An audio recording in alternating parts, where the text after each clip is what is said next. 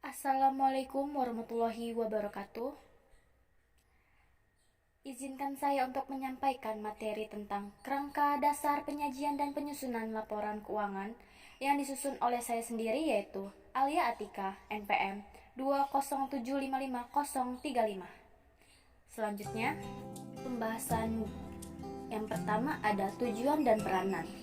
Kerangka dasar ini merumuskan konsep yang mendasari penyusunan dan penyajian laporan keuangan bagi para pemakai eksternal. Tujuan kerangka dasar ini adalah untuk digunakan sebagai acuan yang pertama, yaitu Komite Penyusun Standar Akuntansi Keuangan dalam pelaksanaan tugasnya. Yang kedua, penyusunan laporan keuangan untuk menanggulangi masalah akuntansi yang belum diatur di dalam standar akuntansi keuangan. Yang ketiga, auditor dalam memberikan pendapat mengenai apakah laporan keuangan disusun sesuai dengan prinsip akuntansi yang berlaku umum. Dan yang keempat, para pemakai laporan keuangan dalam menafsirkan informasi yang disajikan dalam laporan keuangan yang disusun sesuai dengan standar akuntansi keuangan. Kerangka dasar ini bukan standar akuntansi keuangan dan karenanya tidak mendefinisikan standar untuk permasalahan pengukuran atau pengungkapan tersebut. Dalam hal ini terdapat pertentangan antara kerangka dasar dan standar akuntansi keuangan. Maka, ketentuan standar akuntansi keuangan yang harus diunggulkan relatif terhadap kerangka dasar ini.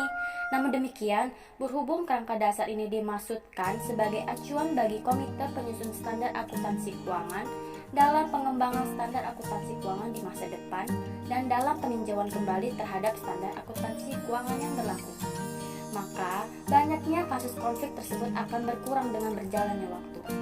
Selanjutnya, kerangka dasar penyajian dan penyusunan laporan keuangan membahas 1. Tujuan laporan keuangan. Yang kedua, karakteristik kualitatif yang menentukan manfaat informasi dalam laporan keuangan. Yang ketiga, definisi, pengakuan dan pengukuran unsur-unsur yang membentuk laporan keuangan. Dan yang keempat, konsep modal serta pemeliharaan modal. Selain itu, laporan keuangan disusun dan disajikan sekurang-kurangnya setahun sekali untuk memenuhi kebutuhan sejumlah besar pemakai. Beberapa di antara pemakai ini memerlukan dan berhak untuk memperoleh informasi tambahan di samping yang tercakup dalam laporan keuangan. Namun demikian, banyak pemakai sangat bergantung pada laporan keuangan sebagai sumber utama informasi keuangan, dan karena itu laporan keuangan tersebut seharusnya disusun dan disajikan dengan mempertimbangkan kebutuhan mereka. Laporan keuangan dengan tujuan khusus seperti prospektus dan perhitungan yang dilakukan untuk tujuan perpajakan tidak termasuk dalam kerangka dasar ini. Laporan keuangan yang lengkap meliputi 1. Neraca. Yang kedua, laporan laba rugi. Yang ketiga, laporan perubahan posisi keuangan. Contohnya seperti laporan arus kas atau laporan arus dana. Dan keempat, catatan dan laporan lain serta materi penjelasan yang merupakan bagian integral dari laporan keuangan. Pembahasan selanjutnya yaitu pemakai dan kebutuhan informasi. Pemakai laporan keuangan meliputi 1. Investor sekarang dan investor potensial. Investor penanam modal berisiko dan penasihat mereka berkepentingan dengan risiko yang melekat serta hasil pengembangan dari investasi yang mereka lakukan. Yang kedua, karyawan. Karyawan dan kelompok-kelompok yang mewakili mereka tertarik pada informasi mengenai stabilitas dan profitabilitas perusahaan. Mereka juga tertarik dengan informasi yang memungkinkan mereka untuk menilai kemampuan perusahaan dalam memberikan balas jasa, manfaat pensiun, dan kesempatan kerja. Yang ketiga, pemberi pinjaman. Pemberi pinjaman tertarik dengan informasi keuangan yang memungkinkan mereka untuk memutuskan apakah pinjaman serta bunganya dapat dibayar pada saat jatuh tempo. Keempat, ada pemasok dan kreditur usaha lainnya. Pemasok dan kreditur usaha lainnya tertarik dengan informasi yang memungkinkan mereka untuk memutuskan apakah jumlah yang terhutang akan dibayar pada saat jatuh tempo. Kreditur usaha berkepentingan pada pada perusahaan dalam tenggang waktu yang lebih pendek daripada memberi pinjaman, kecuali kalau sebagai pelanggan utama, mereka tergantung pada kelangsungan hidup perusahaan. Yang kelima, ada pelanggan. Para pelanggan berkepentingan dengan informasi mengenai kelangsungan hidup perusahaan, terutama kalau mereka terlibat dalam perjanjian jangka panjang dengan atau tergantung pada perusahaan. Yang keenam, ada pemerintah serta lembaga-lembaganya. Pemerintah dan berbagai lembaga yang berada di bawah kekuasaannya berkepentingan dengan alokasi sumber daya, dan karena itu berkepentingan dengan aktivitas perusahaan. Mereka juga membutuhkan informasi untuk mengatur aktivitas perusahaan, menetapkan kebijakan pajak, dan sebagai dasar untuk menyusun statistik pendapatan nasional dan statistik lainnya. Dan ketujuh, ada masyarakat. Masyarakat, perusahaan mempengaruhi anggota masyarakat dalam berbagai cara. Misalnya, perusahaan dapat memberikan kontribusi berarti pada perekonomian nasional, termasuk jumlah orang yang dipekerjakan dan perlindungan kepada penanam modal domestik. Laporan keuangan dapat membantu masyarakat dengan menyediakan informasi, kecenderungan atau tren, dan perkembangan terakhir kemakmuran perusahaan serta rangkaian aktivitasnya. Informasi yang disajikan dalam laporan keuangan bersifat umum. Dengan demikian, tidak sepenuhnya dapat memenuhi kebutuhan informasi setiap pemakai. Berhubung para investor merupakan penanam modal berisiko ke perusahaan, maka ketentuan laporan keuangan yang memenuhi kebutuhan mereka juga akan memenuhi sebagian besar kebutuhan pemakai lainnya. Lalu, adapun tujuan laporan keuangan menurut PSAK Revisi 2017 bahwa tujuan laporan keuangan adalah menyediakan informasi yang menyangkut posisi keuangan, kinerja, serta perubahan posisi keuangan suatu perusahaan yang bermanfaat bagi sejumlah besar pengguna dalam pengambilan keputusan ekonomi. Laporan keuangan yang disusun untuk tujuan ini memenuhi kebutuhan bersama sebagian besar pemakai. Namun demikian, laporan keuangan tidak menyediakan semua informasi yang mungkin dibutuhkan pemakai dalam pengambilan keputusan ekonomi, karena secara umum menggambarkan pengaruh keuangan dari kejadian di masa lalu dan tidak diwajibkan untuk menyediakan informasi non-keuangan. Baik, materi selanjutnya yaitu posisi keuangan, kinerja, dan perubahan posisi keuangan. Keputusan ekonomi yang diambil pemakai laporan keuangan memerlukan evaluasi atas kemampuan perusahaan dalam menghasilkan kas dan setara kas, dan waktu serta kepastian dari hasil tersebut. Posisi keuangan perusahaan dipengaruhi oleh sumber daya yang dikendalikan, struktur keuangan, likuiditas dan solvabilitas, serta kemampuan beradaptasi terhadap perubahan lingkungan. Informasi kinerja perusahaan, terutama profitabilitas, diperlukan untuk menilai perubahan potensial sumber daya ekonomi yang mungkin dikendalikan di masa depan. Informasi perubahan posisi keuangan perusahaan bermanfaat untuk menilai aktivitas investasi, pendanaan, dan operasi selama periode pelaporan. Informasi posisi keuangan terutama disediakan dalam neraca. Informasi kinerja terutama disediakan dalam laporan laba rugi. Baik, slide selanjutnya ada asumsi dasar. 1. Dasar akrual. Untuk mencapai tujuannya, laporan keuangan disusun atas dasar akrual.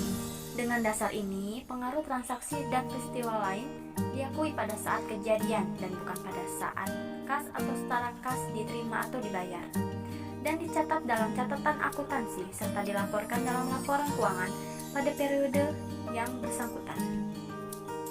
Lalu yang kedua ada kelangsungan usaha. Laporan keuangan biasanya disusun atas dasar asumsi kelangsungan usaha perusahaan dan akan melanjutkan usahanya di masa depan. Karena itu, perusahaan diasumsikan tidak bermaksud atau berkeinginan melikuidasi atau mengurangi secara material skala usahanya. Jika maksud atau keinginan tersebut timbul, laporan keuangan mungkin harus disusun dengan dasar yang berbeda dan dasar yang digunakan harus diungkapkan. Selanjutnya, karakteristik laporan keuangan. 1. Dapat dipahami. Kualitas penting informasi yang ditampung dalam laporan keuangan adalah kemudahannya untuk segera dapat dipahami oleh pemakai. Yang kedua, relevan. Agar bermanfaat, informasi harus relevan untuk memenuhi kebutuhan pemakai dalam proses pengambilan keputusan. Yang ketiga ada materialitas. Yang keempat ada keandalan. Agar bermanfaat, informasi juga harus andal atau reliable. Informasi memiliki kualitas andal jika bebas dari pengertian yang menyesatkan, kesalahan material dan dapat diandalkan pemakainya sebagai penyajian yang tulus atau jujur dari yang seharusnya disajikan atau yang secara wajar diharapkan dapat disajikan. Yang kelima ada penyajian jujur. Agar dapat diandalkan, informasi harus menggambarkan dengan jujur transaksi serta peristiwa lainnya yang seharusnya disajikan atau yang secara wajar dapat diharapkan untuk disajikan. Jadi misalnya, raja harus menggambarkan dengan jujur transaksi serta peristiwa lainnya dalam bentuk aktiva, kewajiban dan ekuitas perusahaan pada tanggal pelapor yang memenuhi kriteria pengakuan. Yang keenam ada substansi mengguguli bentuk.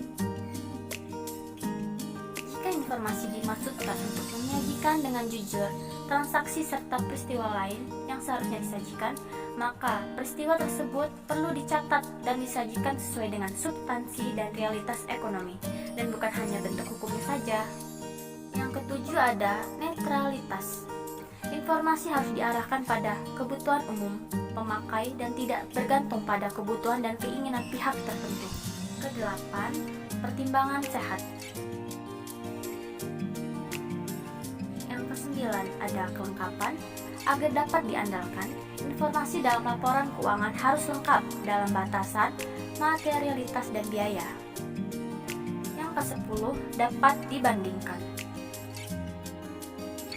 Pemakai harus dapat memperbandingkan laporan keuangan perusahaan antar periode untuk mengidentifikasi kecenderungan, posisi, dan kinerja keuangan.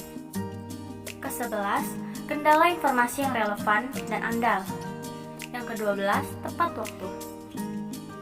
Ke-13, keseimbangan antara biaya dan manfaat. Keseimbangan antara biaya dan manfaat lebih merupakan kendala yang pervasif daripada karakteristik kualitatif. Manfaat yang dihasilkan informasi seharusnya melebihi biaya penyusunannya.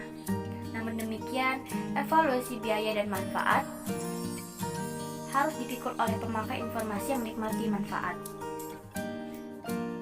Yang ke-14, keseimbangan di antara karakteristik kualitatif. Dan yang ke-15, penyajian wajar. Laporan keuangan sering dianggap menggambarkan pandangan yang wajar dari atau menyajikan dengan wajar posisi keuangan, kinerja serta perubahan posisi keuangan suatu perusahaan.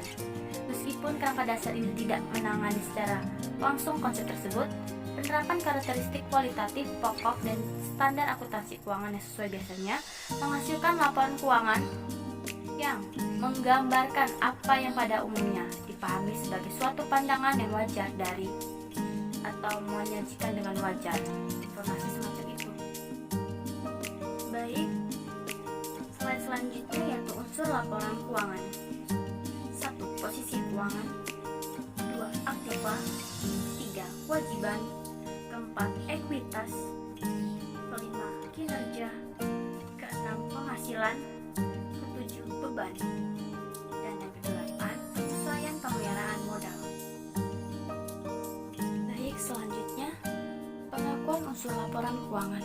Pengakuan unsur laporan keuangan merupakan proses pembentukan suatu pos yang memenuhi definisi unsur serta kriteria pengakuan yang dikemukakan dalam neraca atau laporan laba rugi. Pos yang memenuhi definisi suatu unsur harus diakui jika 1. Ada kemungkinan bahwa manfaat ekonomi yang berkaitan dengan pos tersebut akan mengalir dari atau ke dalam perusahaan.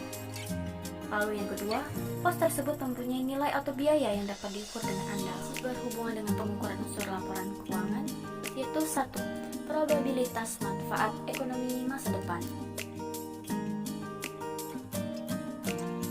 Dalam kriteria pengakuan penghasilan, konsep probabilitas digunakan dalam pengertian derajat ketidakpastian bahwa manfaat ekonomi masa depan yang berkaitan dengan pos tersebut akan mengalir dari atau ke dalam perusahaan. Yang kedua, keandalan pengukuran. Kriteria pengukuran suatu pos yang kedua adalah ada tidaknya biaya atau nilai yang dapat diukur dengan tingkat keandalan tertentu atau reliable, seperti yang dibahas pada kerangka dasar ini. Yang ketiga, pengakuan aktiva. Aktiva diakui dalam neraca atau kalau besar kemungkinan bahwa manfaat ekonominya di masa depan diperoleh perusahaan dan aktiva tersebut mempunyai nilai atau biaya yang dapat diukur dengan andal. Yang keempat, pengakuan kewajiban. Kewajiban diakui dalam neraca kalau besar kemungkinan bahwa pengeluaran sumber daya yang mengandung manfaat ekonomi akan dilakukan untuk menyelesaikan kewajiban atau obligation sekarang dan jumlah yang harus terselesaikan dapat diukur dengan andal. Yang keenam, pengakuan penghasilan. Penghasilan diakui dalam laporan laba rugi kalau kenaikan manfaat ekonomi di masa depan yang berkaitan dengan peningkatan aktiva atau penurunan kewajiban telah terjadi dan dapat diukur dengan andal. Dan yang terakhir, pengakuan beban. Beban diakui dalam laporan laba rugi kalau penurunan manfaat ekonomi masa depan yang berkaitan dengan penurunan aktiva atau peningkatan kewajiban telah terjadi dan dapat diukur dengan andal. Berarti pengakuan beban terjadi bersamaan dengan pengakuan kenaikan kewajiban atau penurunan aktiva. Contohnya, akrual hak karyawan atau penyusutan aktiva tetap. Berikutnya, pengukuran unsur laporan keuangan. Pengukuran adalah proses penetapan jumlah uang untuk mengakui dan memasukkan setiap unsur laporan keuangan dalam neraca dan laporan laba rugi. Proses ini menyangkut pemberian dasar pengukuran tertentu. Dan yang terakhir yaitu konsep modal dan pemeliharaan modal. Konsep modal keuangan dianut oleh sebagian besar perusahaan dalam penyusunan laporan keuangan. Menurut konsep modal keuangan seperti uang atau daya beli yang diinvestasikan, modal adalah sinonim dengan aktiva bersih atau ekuitas perusahaan. Yang kedua yaitu konsep pemeliharaan modal dan penetapan laba. Konsep modal menciptakan dua konsep pemeliharaan modal. Satu, pemeliharaan modal keuangan dan kedua, pemeliharaan modal fisik. Pemeliharaan modal keuangan menurut konsep ini laba hanya diperoleh kalau jumlah finansial atau uang dari aktiva bersih pada akhir periode melebihi jumlah finansial atau uang dari aktiva bersih pada awal periode. Setelah memasukkan kembali setiap distribusi dan mengeluarkan setiap kontribusi para pemilik selama periode. Sedangkan pemeliharaan modal fisik menurut konsep ini, laba hanya diperoleh kalau kapasitas produktif fisik atau kemampuan usaha pada akhir periode melebihi kapasitas produktif fisik pada awal periode. Setelah memasukkan kembali setiap distribusi dan mengeluarkan setiap kontribusi dari para pemilik selama satu periode.